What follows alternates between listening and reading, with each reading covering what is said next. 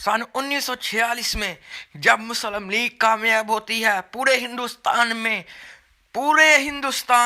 इसमें मुस्लिम लीग को हिंदुस्तान के मुसलमानों की वाहिद नुमाइंदा जमात होने की हैसियत मिल जाती है।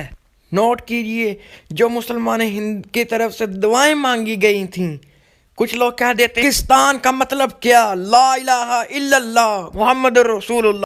बुजुर्ग कहते हैं कि ये नारा बच्चे कहते थे और ये ही की वजह से बाद में ला इलाहा इल्लल्लाह ही के नारे की वजह से बाद में तमाम मुसलमान हिंद इकट्ठे हुए एक ही सफ में, और बाद में यही नारा मुसलमान हिंद के दिलों की आवाज बना था। बुजुर्ग कहते हैं कि हम ये खुद नारा लगाते रहे हैं और इज्तिमात में जुम्मे की नमाज में जो गिड़गिड़ा कर अल्लाह ताला से दुआएं मांगा करते थे, अल्लाह हमें हिंदुओं और अंग्रेजों से निजात दिला ताकि हम तेरी और तेरे नबी सल्लल्लाहु अलैहि वसल्लम के अहकाम की पैरवी कर सकें। अगर ये नुक्ता ना होता मुसलमानों का, कभी भी मुस्लिम लीग 1945-46 का इलेक्शन नहीं जीत सकती थी।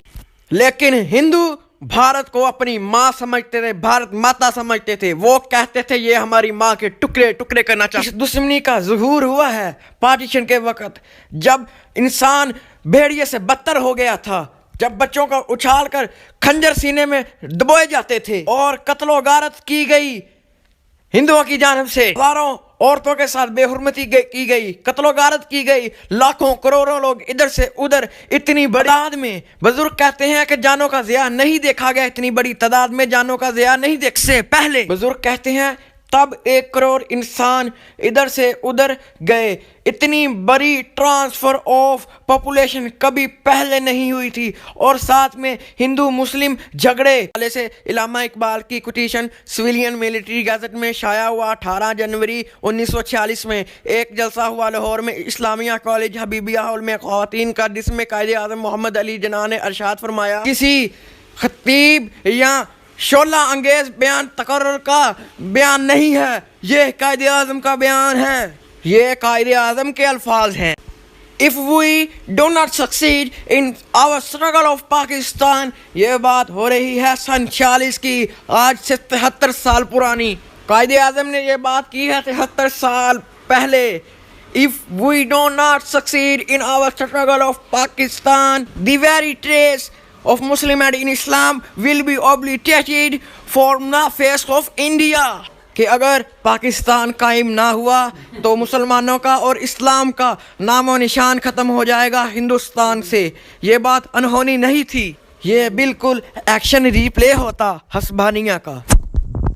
जिस तरह बर-ए-ज़गीर पर मुसलमानों ने हुकूमत की, इसी तरह 800 बरस तक हस्बानिया ने पर मुसलमानों ने हुकूमत की। 15वीं सदी के आखिर में 16वीं सदी के शुरू में जो उन पर जुल्म हुआ, बच्चों को जिंदा मारा गया, जिंदा जलाया गया, इंतहा की कत्लो गारत की गई।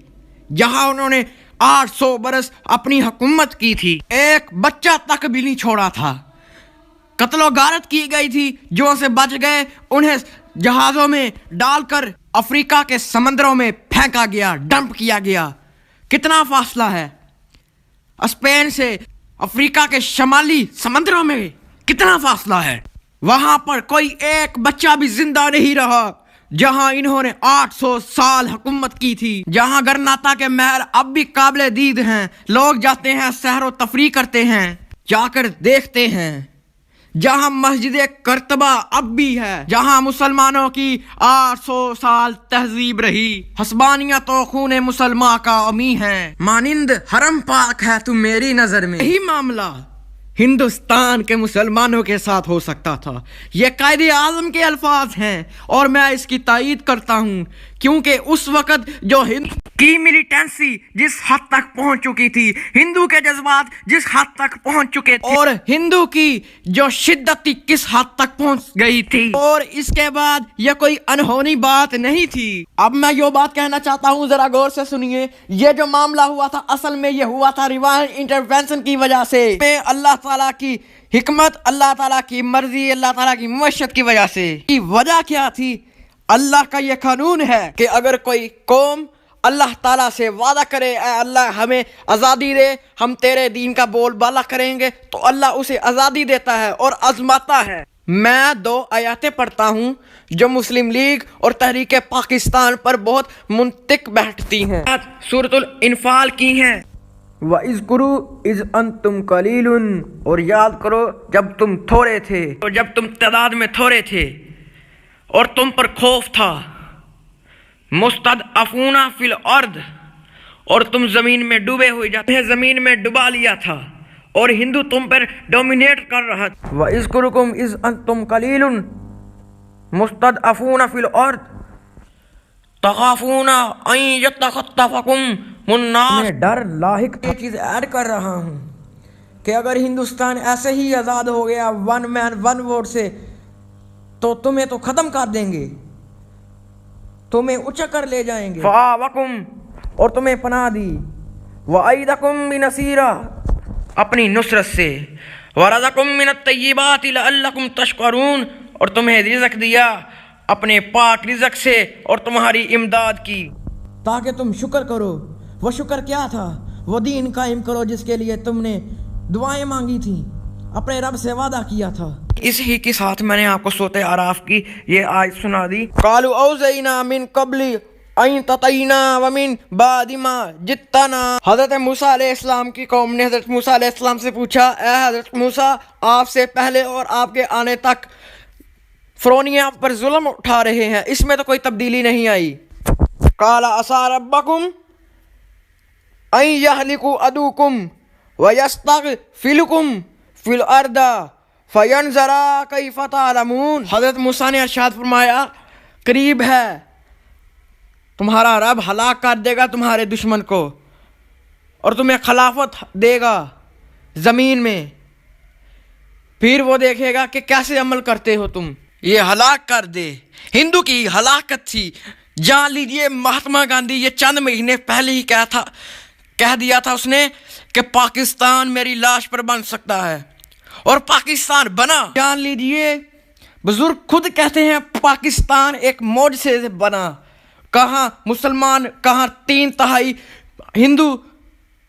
ہندوؤں کی تعداد زیادہ تھی، وہ پیسے پہ آگے، وہ دولت میں آگے، تعلیم میں آگے، صنعت میں آگے، تجارت میں آگے۔ مسلمانوں کے انتہائی زیر مؤثر حلقے پاکستان کے خلاف ہو گئے۔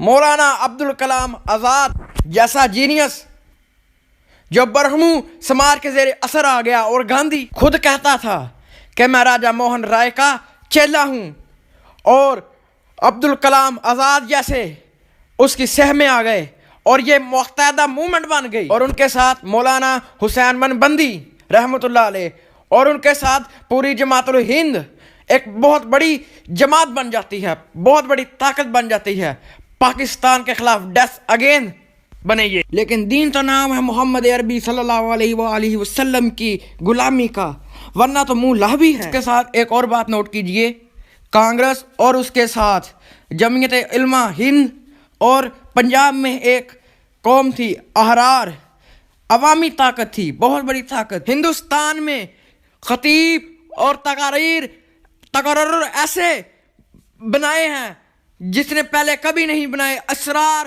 یہ بھی پاکستان کے خلاف تھی، اور سرحد کی جو تحریک تھی عوامی خدمت کار، بہت اچھی تحریک تھی، لیکن وہ بھی پاکستان کے خلاف تھی۔ لیکن اس کے باوجود تمام مسلمانی رہنما پاکستان کے خلاف تھے، پھر بھی پاکستان بن گیا۔ کیسے بن گیا؟ ایک اور بات غور فرما لے، انگلستان میں تب حکومت تھی لیبر پارٹی کی، اگر حکومت ہوتی کنزرویٹو پارٹی کی تو جو ہمارے خان عبدالولی خان انڈین آفس میں جا کر ریکارڈ کی کچھ چیزیں لے آتے تھے، ان کی بہت اہمیت تھی۔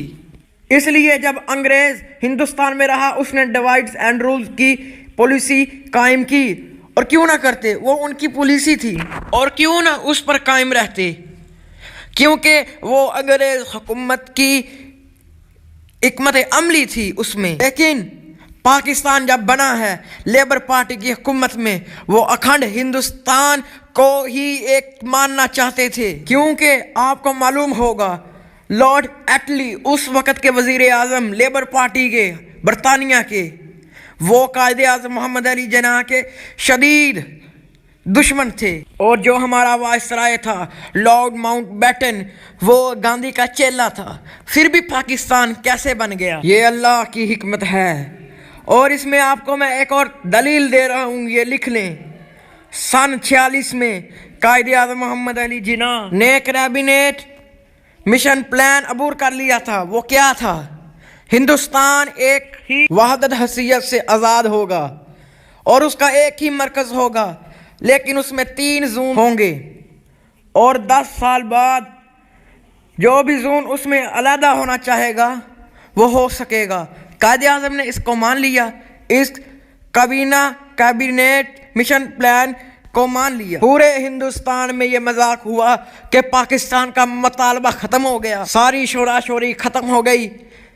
یہ بہت نازک وقت تھا مسلم لیگ کے لیے اور قائد اعظم کے لیے، لیکن اس میں اصل مسبق کیا تھا؟ قائد اعظم جانتے تھے کہ ہندوستان سے انگریز جائے گا، کیونکہ سیکنڈ ورلڈ وار کے بعد انگریز حکومت اتنی کمزور ہو چکی تھی کہ وہ اپنے آؤٹ لائن علاقوں پر نہیں کنٹرول صحیح کر سکتا تھا۔ They have decided to live in India۔ انہوں نے اپنا پروگرام سن 48 کا رکھا تھا کہ وہ سن 1948 میں ہندوستان کو چھوڑ جائیں گے، اس لیے سن 46 میں کیبنٹ مشن پلان کو قائد اعظم نے قبول کیا تاکہ انگریز اس معاملے کو یوں ہی ادھر چھوڑ کر واپس برطانیہ نہ چلا جائے۔ اس لیے یہ قائد اعظم نے قبول کر لیا مشن کیبنٹ پلان، تاکہ اگر ہندوؤں کی ایک مرتبہ مرکز پر حکومت آ گئی تو ہمارا حال بھی ہسپانیہ سے برا ہو سکتا ہے، کہ پھر کوئی امکان نہیں رہے گا کہ 10 سال بعد 3 زونوں میں سے جو سا زون اپنی مرضی کرے علیحدہ ہونا چاہے وہ علیحدہ ہو سکتا ہے۔ اس میں موجود ہے نا کہ 10 سال بعد پاکستان کا خاکہ موجود ہے، کہ موجود ہے نا کہ 10 سال بعد کوئی زون چاہے تو ہندوستان سے علیحدہ ہو سکتا ہے، لیکن اس کو ختم کسے نے کیا؟ اسے ختم کیا پنڈت نہرو نے۔ حدیث میں موجود ہے کہ تمام انسانوں کے دل اللہ تعالیٰ کی 2 انگلیوں کے مابین ہے، جدھر چاہتا ہے پھیر دیتا ہے۔ پنڈت نہرو نے کہا ٹھیک ہے بن لینے دو ایک مرتبہ ہندوستان، پھر کس نے آزاد ہونے دینا ہے؟ بات تو اس نے صحیح کی تھی۔ اس ہی بات پر قائد اعظم محمد علی جناح نے اپنا موقف قائم کر لیا۔ چنانچہ انڈین ان فریڈم جو مولانا عبدالکلام کی کتاب ہے، انہوں نے کہا میرے پورے کیریئر کی صرف یہی غلطی ہے کہ میں نے تب کانگریس کی پریزیڈنٹ سے استعفیٰ دے دیا تھا، اور یہ جو کابینہ کیبنٹ مشن پلان تھا مولانا عبدالکلام کے ذہن کی پیداوار تھا، لہذا اس کے بعد کوئی قائد اعظم محمد علی جناح پر الزام نہیں اٹھا سکتا تھا، کیونکہ وہ نیتاً یہی تھے۔ لہذا اس کے نتیجے میں پاکستان بنا۔ یہ کہہ سکتے ہیں کہ اگر نہرو پنڈت چپ کر جاتا تو پاکستان کبھی نہ بنتا۔ بات تو یہی تھی کہ ایک بار ہندوستان قائم ہو لینے دو، مرکزی حکومت آ لینے دو، پھر کون کسی کو آزاد ہونے دیتا ہے۔ اب دیکھیں 72 برس ہونے کو آئے ہیں، انہوں نے کشمیر کا 1 انچ نہیں دیا، وہ پورا 1 زون دے دیتے۔ یہ کہا جا سکتا ہے کہ اس وقت پنڈت نہرو خاموش رہ جاتا تو ہندوستان سے پاکستان کبھی علیحدہ نہیں ہو سکتا تھا۔ بات وہی ہے، لوگوں کے دل اللہ کی 2 انگلیوں کے مابین ہیں، اگر وہ نہ بولتا تو پاکستان کبھی نہ بنتا۔ اور یہ خالص ڈیوائن اور ریونشن ہے کہ کوئی اللہ سے وعدہ کرے اللہ ہمیں آزادی دے تاکہ ہم تیری عبادت کر سکیں، تو اللہ انہیں آزادی دیتا ہے اور آزماتا ہے کہ اب تم کیا کرتے ہو۔ قائد اعظم نے فرمایا یہ ملک بہت قربانیوں کے بعد ملا ہے تاکہ ہم اپنی عبادت گاہوں میں اپنی عبادت کر سکیں۔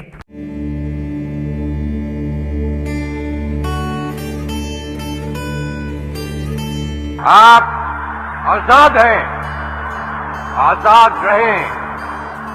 آپ لوگ اس ملک پاکستان میں اپنی عبادت گاہوں، مسجدوں یا مندروں میں جانے کے لیے۔ آپ کا مذہب کیا ہے، ذات کیا ہے، قوم کیا ہے، اس کا हुकूमत के मामलात से कोई ताल्लुक नहीं।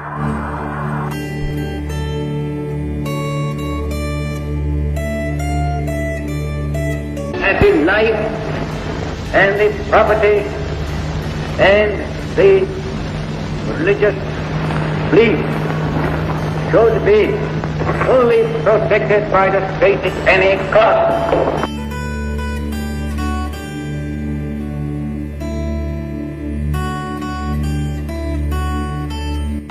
I pray to God that this critical moment He may guide us and enable us to discharge our responsibility in a wise and statesmanlike manner.